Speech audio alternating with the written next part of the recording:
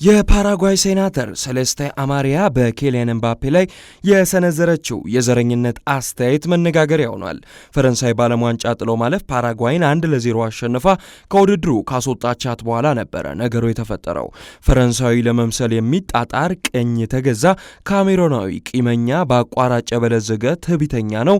ልክ እንደ ቡድኑ በጨዋታው በሙሉ ተጨንቆና በፍርሃት ታውጦ ነበረ። አንድም ጎል እንኳን ማግባት አልቻሉም። በእድል ብቻ ነው ያሸነፉ ብላለች።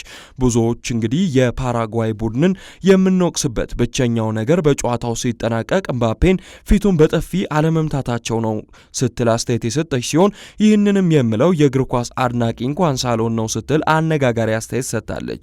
ጨዋታው ከተጠናቀቀ በኋላ የፓራጓይ ግብ ጠባቂ ኦርላንዶ ጊል ወደ ኤምባፔ በመቅረብ ሰላም ለማለት ቢሞክርም በጨዋታው ወቅት በደረሰበት ከባድ አጨዋወትና ትንኮሳ ተበሳጭቶ ስለነበረ ኬሊያን ኤምባፔ ሰላም ሳይለው ሄዷል። እንዲሁም ደግሞ ከጨዋታው በኋላ ለጋዜጠኞች በሰጠው አስተያየት የፓራጓይን አጨዋወት አስቀያሚነት በሚል እንግዲህ ገልጾት ነበረ። አሁን ላይ የፈረንሳይ እግር ኳስ ፌዴሬሽን በፓራጓይ ሴናተር ላይ ክስ መስርቷል። በኬሊያን ኤምባፔ ላይ የተሰነዘረውን የዘረኝነት ጥቃት ተከትሎ የፈረንሳይ እግር ኳስ ፌዴሬሽን ጠንካራ እርምጃ መውሰዱን በይፋ አስታውቋል። የወጣው ይፋዊ መረጃ እንደሚያመለክተው የፈረንሳይ እግር ኳስ ፌዴሬሽን በፈረንሳይ ኳስ ኮከብ ኬሊያን ኤምባፔ ላይ ዘረኛና አድሏዊ አስተያየት በሰነዘረችው የፓራጓይ ሴናተር ሴሌስቴ አማሪላ ላይ ይፋዊ የሕግ ክስ መመስረቱን አስታውቋል። ፌዴሬሽኑ በተጫዋቾች ላይ የሚሰነዘሩ ማናቸውም የዘረኝነት ጥቃቶችን እንደማይታገስና እስከ መጨረሻው በሕግ እንደሚፋለም በውሳኔው አሳይቷል። የፖርቱጋል አሰልጣኝ ሮቤርቶ ማርቲኔዝ ከኃላፊነታቸው ለቀቁ።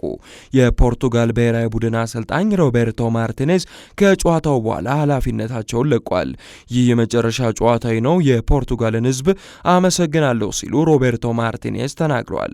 የዛሬው ጨዋታ በዓለም ዋንጫው የፖርቱጋል ምርጥ ጨዋታ ነው ሲሉ ሮቤርቶ ማርቲኔዝም አስተያየታቸውን የሰጡ ሲሆን ሮቤርቶ ማርቲኔዝ አክለውም ወደ ፖርቱጋል የመጣሁት ዓለም ዋንጫ ለማሸነፍ ነው፣ የቻልኩትን አድርጌያለሁ፣ መቆየቴ ጥቅም የለውም ሲሉም ተናግረዋል። የአሰልጣኙን ስንብት ተከትሎ ሆርጌ ሄሱስ አዲሱ የፖርቱጋል አሰልጣኝ ይሆናሉም ተብሏል። ከፖርቱጋል የዜና ወኪል ኤቦላ የወጡ ዘገባዎች እንደሚያሳዩት ሄሱስ የውል ዝርዝሮችን ለማጠናቀቅና የሹመት ሂደቱን ለማጠናቀቅ ከፖርቱጋል እግር ኳስ ፌዴሬሽን ጋር የሚገናኙም ይሆናል። ልምዱ ያላቸው አሰልጣኙ በአሁኑ ጊዜ በፖርቱጋል በብራዚልና በሳውዲ አረቢያ በተሳካ የክለብ ስራ ዘመናቸው የሚታወቁ ሲሆን የብሔራዊ ቡድኑን ለመምራትም ከፌዴሬሽኑ ተመራጭ ምርጫ ሆነው ብቅ ብለዋል።